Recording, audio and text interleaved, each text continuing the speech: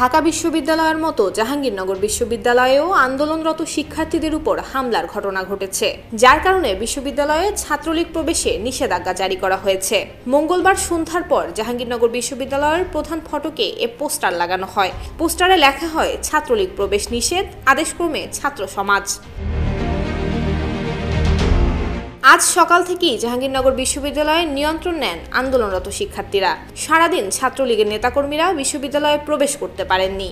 এই সময় জাহাঙ্গীরনগর বিশ্ববিদ্যালয়ের শিক্ষার্থীদের সঙ্গে Savar model college, BPACT school and college, Savar cantonment public, Mirza Golam গণবিশ্ববিদ্যালয়, ড্যাফোডিল, নিটার এবং সিটি ইউনিভার্সিটির শিক্ষার্থী সহ আশপাশের স্কুল এবং কলেজের শিক্ষার্থীরা আন্দোলনে যোগ দেন।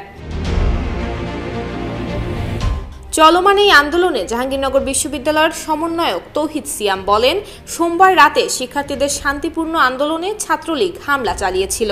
আমরা শান্তিপূর্ণ আন্দোলন করেছিলাম, আমাদের দাবি না মানা পর্যন্ত আন্দোলন চলবে।